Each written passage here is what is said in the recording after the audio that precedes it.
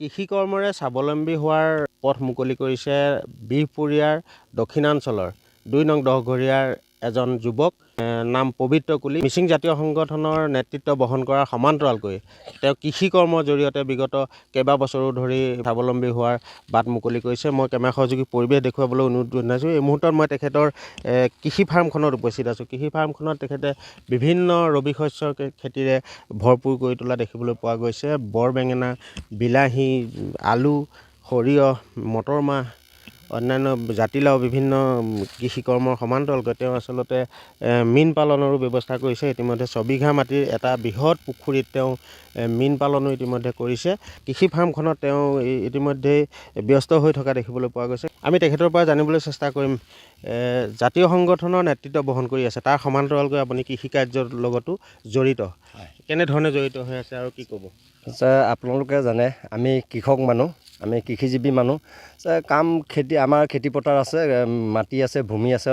ভূমিখিনি যিখিনি ভূমি সদব্যৱহাৰ কৰিব লাগে, সদব্যৱহাৰ কৰি আমি চাকৰিৰ পকৰত দৌৰি নাথাকি নিজে ককা দেউতা বা দেউতাহঁতৰ দিনে গঢ়ি থৈ যোৱা যিখিনি ভূমি, সাৰুৱা ভূমিখিনি সদব্যৱহাৰ কৰি নিজক লগতে ২-এজনক আমি সংস্থাপন দিয়াৰ কথা ভাবোঁ। আৰু এইকাৰণে আমি খেতি কৰোঁ, কাৰণ খেতি কৰি আমি নিজৰ পৰিয়াল তথা সমাজখনক একো আগবঢ়াই নিয়াৰ এটা আমাৰ লক্ষ্য।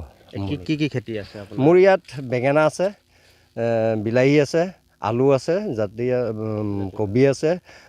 মই সৰিয়হ খেতি কৰিছোঁ আৰু মোৰ ইতিমধ্যে মাটিমাহ মোৰ প্ৰায় ১২ বিঘা মাটিমাহ আছে। ১২ বিঘা মাটিমাহ ইতিমধ্যে তুলি আছোঁ, মই মৰা নাই।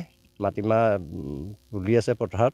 গতিকে এনেধৰণে মই মোৰ কৃষি কৰ্মখিনি, দৈনন্দিন কৃষি কৰ্মখিনি মই আগবঢ়াই লৈ যাওঁ। কিমান বছৰ ধৰি কৃষি কাৰ্যৰ লগত জড়িত? মই প্ৰায় ২০০১ চনৰ পৰা মই কৃষিৰ লগত জড়িত। মই নিজে কৃষি কৰ্মত জড়িত হৈ মই নিজে কৰোঁ। কোনো আমদানিকৃত মই কৃষকৰ দ্বাৰা মই খেতি নকৰোঁ, মই নিজস্বভাৱে মই কৰোঁ।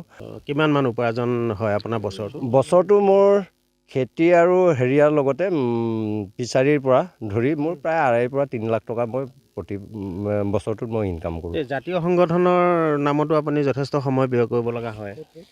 সমিতি হয়, এইবিলাকতো কৰোঁ, কাৰণ সমাজখনকো আগবঢ়াই নিব লাগিব আৰু জাতীয় সংগঠনটোকো আগবঢ়াই নিব লাগিব।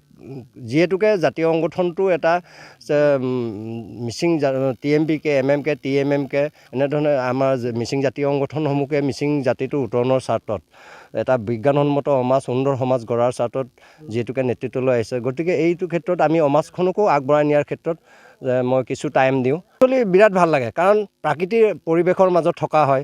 নিজৰ কৰ্মব্যস্ততাখিনি ইয়াত যিখিনি মই আজি বেঙেনা এজোপা বা কবি এজোপা ৰুলোঁ বা আলু ৰুলোঁ, আলুৰ পুলিখিনি যেতিয়া